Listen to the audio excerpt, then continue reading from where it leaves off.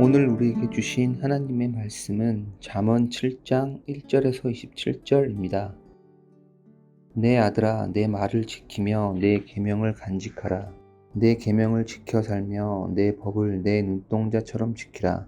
이것을 내 손가락에 매며 이것을 내 마음판에 새기라. 지혜에게 너는 내 누이라 하며 명철에게 너는 내 친족이라 하라. 그리하면 이것이 너를 지켜서 음녀에게 말노리는 이방 여인에게 빠지지 않게 하리라. 내가 내 집 들창으로 사랑으로 내다보다가 어리석은 자 중에 젊은이 가운데 한 지혜 없는 자를 보았노라. 그가 거리를 지나 음녀의 골목 모퉁이로 가까이 하여 그의 집 쪽으로 가는데 저물 때 황혼 때 깊은 밤 흑암 중에라.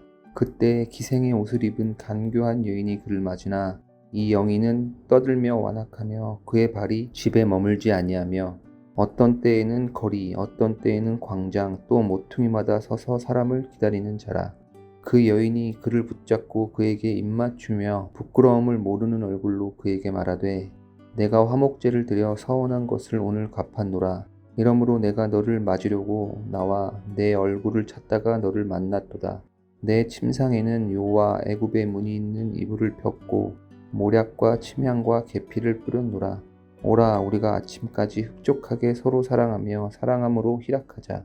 남편은 집을 떠나 먼 길을 갔는데 은 주머니를 가졌은즉 보름날에는 집에 돌아오리라 하여 여러 가지 고운 말로 유혹하며 입술에 후리는 말로 꿰므로 젊은이가 곧 그를 따랐으니 소가 도수장으로 가는 것 같고 미련한 자가 벌을 받으려고 쇠사슬에 매이러 가는 것과 같도다.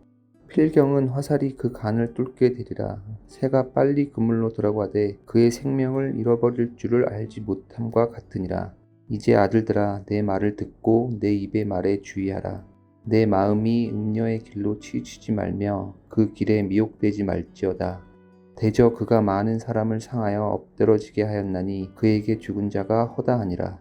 그의 집은 스올의 길이라 사망의 방으로 내려가느니라. 아멘. 저는 오늘 본문을 묵상하면서 예전 일이 떠올랐습니다. 7년 전 2015년은 저에게 잊지 못할 한 해입니다.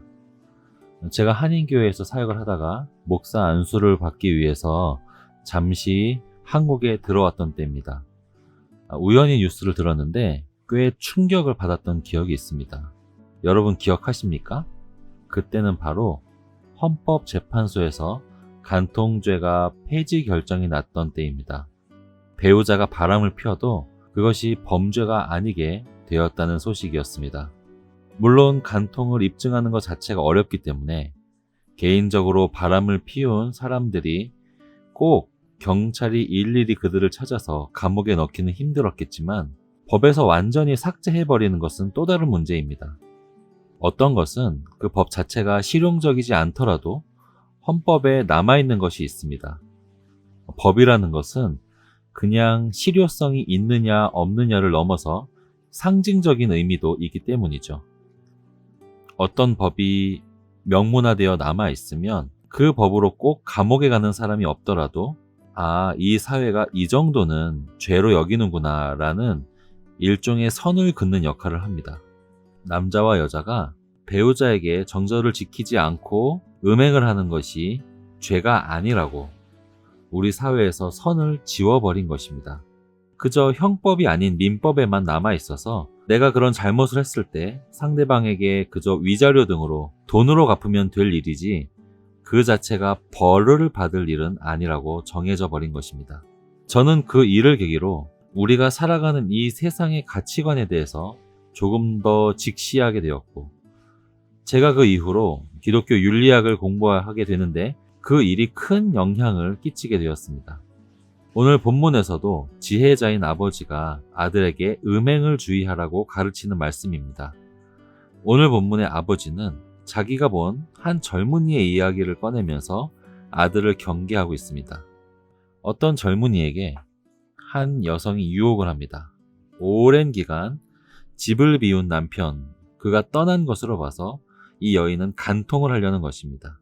이 젊은이는 거기에 넘어가서 그 집으로 들어갔는데 그것을 보면서 아버지는 그 젊은이가 도살장에 끌려가는 소와 같다고 말합니다. 세상 사람들이 이 본문을 본다면 이 아버지의 견해에 동의를 할까요? 7년 전에 간통죄가 이미 폐지되었고 또 영화배우와 영화감독이 공공연하게 간통을 하는 것이 온 세상 사람들이 다 아는 그런 사회 속에서 이런 자유분방한 삶은 사람들에게 능력의 상징으로 비춰질 뿐 죄라고 여겨지지는 않는 것 같습니다. 그렇다면 왜 성경의 말씀과 세상 사람들의 가치관이 이리도 차이가 있을까요? 세상 사람들이 더 성적인 유혹이 많을까요? 더 문란하기 때문일까요? 그렇지 않습니다. 이 차이는 생각의 출발점이 완전히 다르기 때문입니다. 세상 사람들의 특징은 선과 악이 애초에 정해져 있지 않다고 생각합니다. 당연합니다. 하나님의 존재를 믿지 않으니 당연히 선과 악을 정할 존재도 없는 것이죠. 인간 스스로가 그저 사회의 유지를 위해서 또 보다 원활한 인생을 위해서 적당히 정한 것, 합의한 것이 윤리라고 생각합니다. 그러니까 당연히 사람들이 좋아하고 합의하면 그것이 선이고 또 사람들이 싫어하고 합의가 깨지면 그것이 악이 됩니다. 인간 스스로 자기 기호에 따라서 선악을 결정하는 것입니다. 당연하죠. 하나님이 없다면 누가 그걸 정할 수 있겠습니까? 과거로부터 내려온 전통도 결국 사람이 만든 것이기 때문에 얼마든지 바꾸면 되는 겁니다. 그것이 현대인들의 생각입니다. 그러니 현대인들이 유일하게 큰 죄로 여기는 것이 뭘까요? 바로 간섭입니다.